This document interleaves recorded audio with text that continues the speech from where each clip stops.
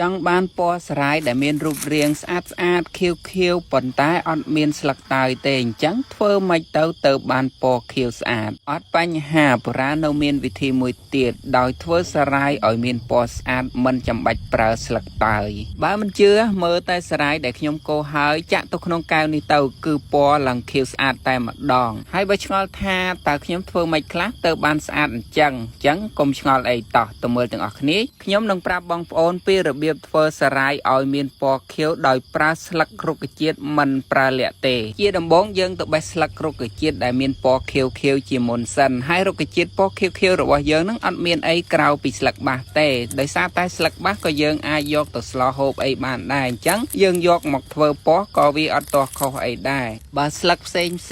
វាមានពណ៌ខៀវស្អាតមែនប៉ុន្តែស្លឹកផ្សេងយើងខ្លែងរពុលខ្លែងរអីចឹងណាប៉ុន្តែសម្រាប់ស្លឹកបាសគឺយើងស្លវាតែរហូតមិនថាស្លមិនថាស្ងោរឬមួយកឆាទេគឺយកទៅធ្វើបានអញ្ចឹងយើងយកមកធ្វើពណ៌ដើម្បីធ្វើសារ៉ាយរបស់យើងគឺអាចធ្វើបានហើយជាពិសេសទៅទៀតនោះគឺពណ៌វាចេញស្អាតមែនទែនឡើងខៀវស្រងាត់តែម្ដងហ្នឹងហើយបន្ទាប់ពីយើងបេះបានស្លឹកបាសយើងហើយយើងបេះអាណាល្អខៀវមកមិនបាច់ខ្ចីអីពេកទេអាចាស់ហ្នឹងក៏អាចធ្វើបានដែរសំខាន់ឲ្យតែស្លឹកវានៅខៀវមិនទុំមិនលឿងអីអញ្ចឹងទៅយើងអាចយកមកធ្វើបានហើយ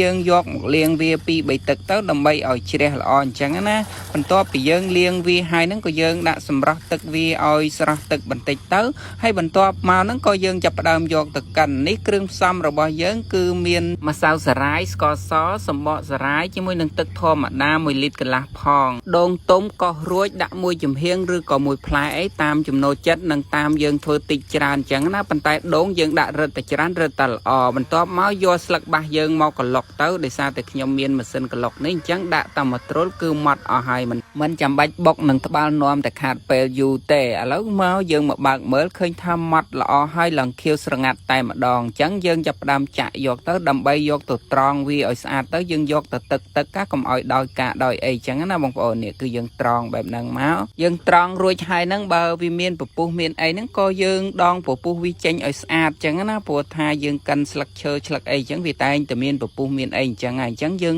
ដងចេញមកឲ្យស្អាតអញ្ចឹងមកបងប្អូនពេលដែលដងពពុះវាចេញមកឡើងស្អាតហើយហ្នឹងឃើញថាទឹកឡើងខៀវថ្លាតែម្ដងគឺយើងអាចយកទៅធ្វើពណ៌ដើម្បីធ្វើសារ៉ាយរបស់យើងបានហើយតាមពិតទៅសម័យឥឡូវបើយើងចង់ឲ្យងាយស្រួលកុំឲ្យពិបាកយើងទិញតែលាក់យកមកលាយក៏បានដែរប៉ុន្តែដោយសារតែខ្ញុំនឹងចង់បានពណ៌ធម្មជាតិចឹងណាអញ្ចឹងហើយក៏ចំណាយពេលធ្វើវាបន្តិចទៅព្រោះថាយើងចង់បានរបស់ល្អត្រូវតែចំណាយពេលនិងកម្លាំងបន្តិចពណ៌យើងធ្វើហើយរួចរាល់ហើយអញ្ចឹងយើងក៏ចាប់ផ្ដើមមកពូតខ្ទិះដូងតែម្ដងទៅដូងនេះកោសដោយខ្លួនឯងបងប្អូនអញ្ចឹងចាប់ផ្ដើមពូតច្បាច់វាមកដើម្បីយកខ្ទិះហើយខ្ទិះដូងនេះពេលដែលធ្វើសារ៉ាយម្ដងបើដាក់ខ្ទិះរឹតតែច្រើនវារឹតតែឆ្ងាញ់អញ្ចឹងណាបងប្អូនដាក់1 2អីតាមចំណូលចិត្តបងប្អូនតាមដែលអាចរកបានអញ្ចឹងណាបន្ទាប់ពីពូតច្បាច់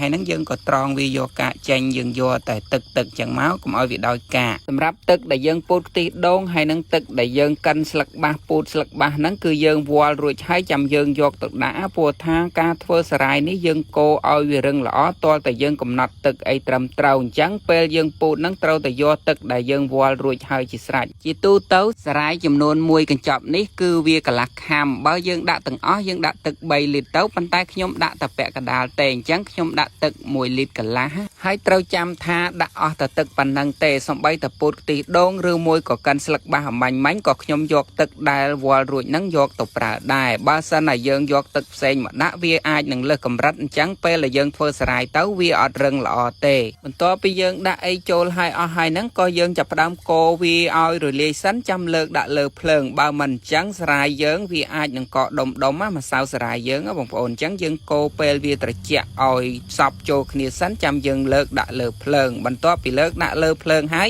យើងទុកឲ្យពុះយើងគិតពីពុះហ្នឹងដល់5 នាទីគឺយើងលើកយកមកដាក់តែម្ដងភ្លេចប្រាប់មិញហ្នឹងបងប្អូនហើយស្ករខ្ញុំដាក់ចំនួន2ខាំតើបងប្អូន trong phải em lên nâng ấy rư mùi của trôi chất phải em khlang ấy ai đặt lên nâng bán á bông ổn xong bó sài dưỡng co riệp ở sát lơ gần trái nhà hai máu mình tọa máu dương lơ máu cứ chạy giọt tại mặt đong phù thai dương ở tục ở việt trẻ tê bao dương tục ở việt trẻ vì ai nâng cọ tới dương chạ toàn trắng dương chạ từng đào nâng táo đỏ pe việt trẻ cứ việc cọ giọt tại mặt đón bông ổn cứ chạ máu nó ngay về ní vì riêng của bạn chạm tích và sau này dương miên cầm siêu tới dương đua đã cầm siêu hai dầm dương chạ tới cứ vì nghi sửa để xa tại về việt thông chiêng sầm bọ sài rồi có keo sài bao dương ní chẳng dương chạ trôi máu mà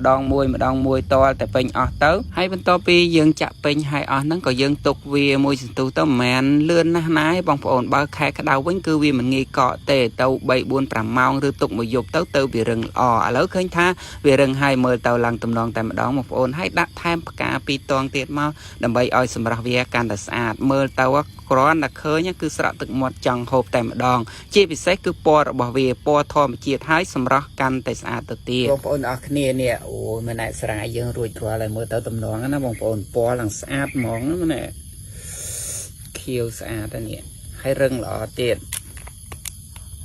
bàn tay ní nhung tục lăng mà dục bài để xa cả pi là nghề nó nhung thôi về riêng dục bài đó đọc bài chẳng tấu nhung tục về mà dục vào đào tấu nè rừng lọ cái nhỏ nè hay po với lăng sàn men tèn mà lấy một lụa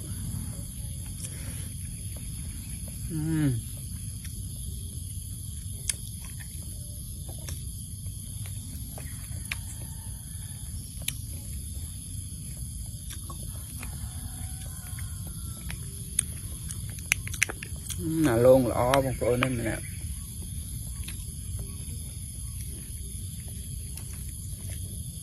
nè là luôn lọ po với rong nó lơ vậy mở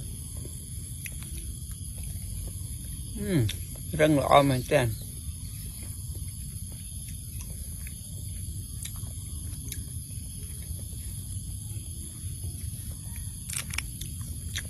luôn lọ hay rừng xa tí nữa